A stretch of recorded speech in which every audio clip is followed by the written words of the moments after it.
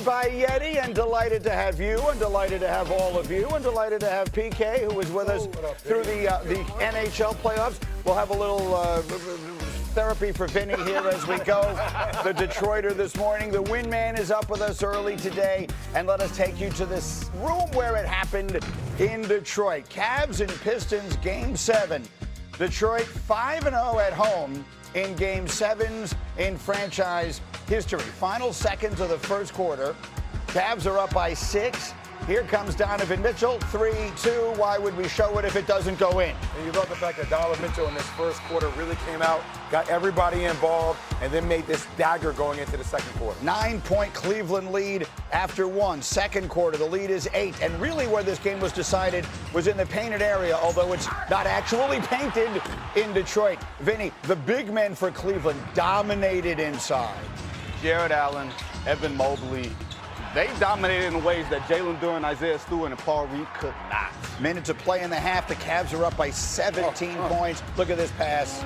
Allen plus the foul. Allen 15 in the first half. Mobley 12 in the first half. Cavs by 17 at halftime. And then Monica, 3 minutes to play in the third. More of the same. Look at Mitchell getting to the hole. It was a parade to the paint, Greeny, and that is an area where the Pistons have previously dominated in the series. 58-34, your final paint scoring numbers. You keep waiting for Detroit to make the run, and it just never happened. Look at this nasty move. Woo! Donovan Mitchell, he would score 26, 6 boards, 8 assists. Shoot him.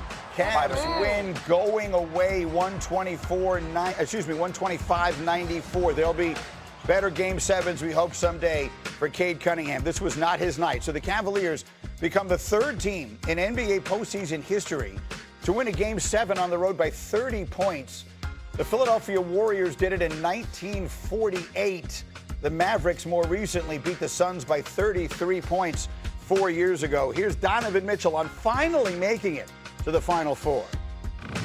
A breath of fresh air, but like you said, we didn't just come here that wasn't the goal when we started the season. Personally and as a team, we can breathe a little bit, but in the same token, we can only breathe for about 12 hours and then get right back to it. That game sucked. Being back home, definitely wanted to get this win in front of the fans.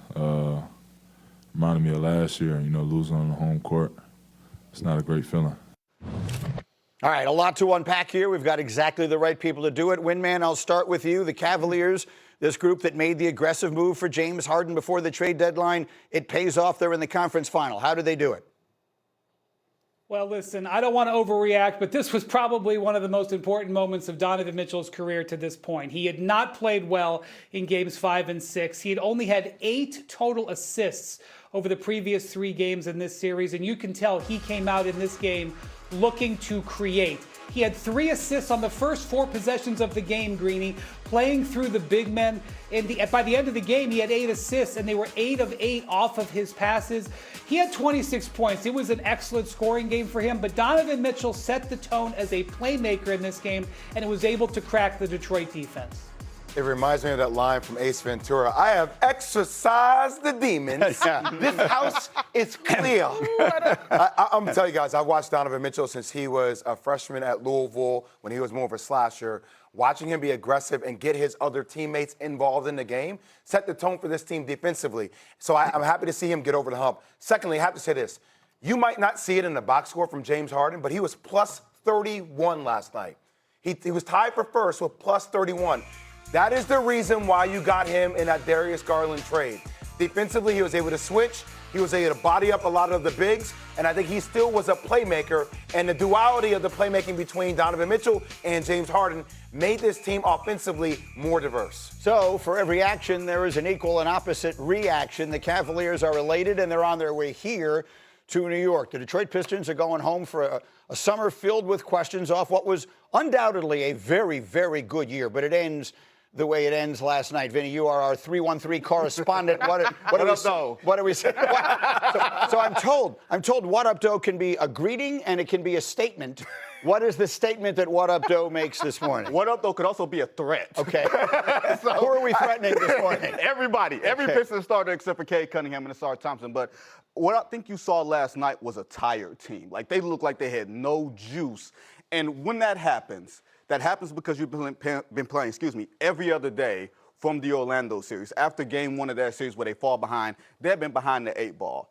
But that is still no excuse to not show up on your home floor for Game 7. I think it says two things. For one, or the most important thing is, when you lose close to close a series, you walk away feeling like, you know what, if some things go our way, maybe things could have gone, we could have gone to the conference finals. When you lose decisively like this, it's an autopsy. It says, you know what, we got questions about Jalen Duren. We have questions about, hey, is Tobias Harris the right veteran? What are we going to do about Duncan Robinson? The only two, guys that I would say are untouchable, Asar Thompson and, of course, Cade Cunningham. Everything else should be led to an offseason of we aren't as good as our record, and we have to find a way to take the next step.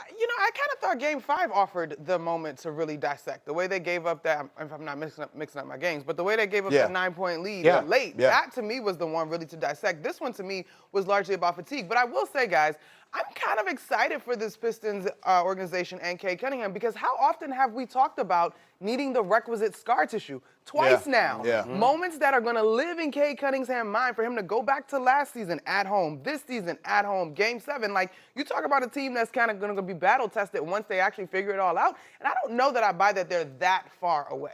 Well, they may need at least one more piece. They do need a piece. But here's what we have now. We got 4 teams left. Let's take a look at where we stand at DraftKings Sportsbook. The New York Knicks and Cleveland Cavaliers, this is 820. The Knicks are minus 265 to win this series. As you can see, it's by a slim margin, but it is an actually greater favorite than OKC is to beat San Antonio. They're minus 260. The Knicks are minus 265 to beat the Cavaliers. That series opens tomorrow night at the Garden. You are my Knicks expert. Talk to me about that matchup. Knicks Cavaliers, what did we see this season, and what do we expect starting tomorrow night? Well, the Knicks led the series 2-1 this season. Now, the matchup in February was sort of a turning point, if you will, for the Knicks season. It prompted some team meetings and all that good stuff. But I think the thing, Greeny, that's sneaky when you look at this one is I don't think these teams has faced this current version either way, whether you talk about James Harden and Max Strus on the Cleveland side of the house or the offense that the Knicks are currently running. And so I think it's going to look a little different than what we saw during the regular season. I will say this. Immediately, I think about Karl Anthony Towns as a hub and likely drawing Evan Mobley out of the paint, assuming that he'll have that assignment. The Knicks' sort of wrinkle in this is that they can go double bigs to match up with Cleveland and put Robinson and Towns on the floor. And of those 4 guys, Robinson has been the most physical when I think about bigs that make an impact on the game. First blush, Knicks and Cavs. Wendy, what are you thinking? Yeah, I agree with Monica. The regular season is irrelevant. I don't care about it. They only played 1 game with Harden, and the way the Knicks are playing offense, completely different style. The Cavs will have almost no time to prepare for it. In this series against Detroit, the Cavs put Evan Mobley on Asar Thompson. He never left the paint. He let Asar Thompson go wherever he wanted on offense. He stayed as a rim protector. That won't be the case if they put him on Karl Towns. He will have to go out there and defend Towns at the high post. The other years ago, 3 years ago, these teams played in the playoffs, and Mitchell Robinson absolutely annihilated the matchup with Jarrett Allen. Jarrett Allen made a reference after this, sort of infamous in Cleveland, that he thought the lights were too bright for him. Robinson crushed him, physicality around the rim. Jarrett Allen has come back and completely changed the reputation around him in the playoffs. He has had 2 brilliant Game 7s for the Cavs in this postseason, including a playoff career high 23 yesterday. This will often also come down to how the Allen-Robinson matchup unfolds. I'm going to go Knicks in 5. And I know that may sound absurd to say, but when you think I don't think it sounds absurd. When you think about the way Cavs had the matchup against Detroit, you saw everything load up towards Cade Cunningham all the time. They tried to move Cade Cunningham off the ball a little bit and actually worked a little bit to their favor.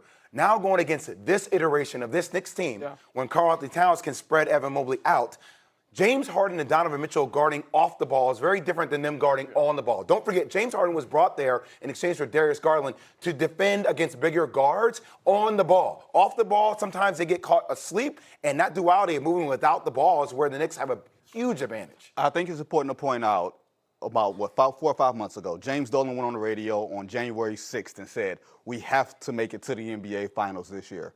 A month later, the Cleveland Cavaliers trade for James Harden, an all-in move. So you have these 2 teams that have had a desperate mandate, either by action or by, verbal declaration from owner that you have to at least get here. So in essence, these are the two teams that should be in the Eastern Conference Finals. They couldn't have gotten here more different ways. Yeah. The Cavaliers had to get there scratching and clawing through a Game 7, and the Knicks have been sitting since last Sunday. Similarly to what we saw last round, though, Greeny, the schedule does no one any favors in this one either. And the Knicks are a team that obviously have had an abundance of time to scout, rest, add another layer, if you will, to that offense. So we'll see what the Cavs look like rolling into the Garden. And I was reading in the notes yesterday, OG Anunoby is practicing fully, right? That's obviously the most important benefit they get from this rest. He's going to be huge. Like, I already imagine they will deploy Bridges and Anunoby between Mitchell and Harden, at least for that initial assignment. And Green, you know that the Cavs are the only team in the NBA that are in the second apron right now, so they are all in as well. And I just want to show you one more thing before I run to some other stuff. A24, Cindy, I saw this note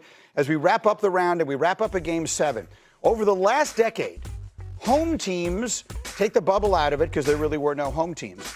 Home teams actually have a losing record in Game 7s in the NBA playoffs. And as you see, prior to that, the whole history of the league, they had a winning percentage of greater than 80%. And all of a sudden, over the last 10 years, home court has been a disadvantage. I don't know that we have to attach analysis to it beyond it's just an interesting observation. Can anyone think of a reason why this might be? It could be just randomness or whatever the case may be. But it jumped off. I said, I want to put that in the show this morning. I just find it an interesting note. It's the three-point shot. It's the effect of the three-point shot adds to the heaviness. Yeah, it's a completely different ball game because of the randomness of it. 2017, we were still in the infancy of the Stephen Curry NBA that we're in now. It's fascinating. That's my man. Yeah. There you go. I said, is there a reason for this? And he gave us a reason for it. I like that. Well, that's what we like about Vinny Goodwill.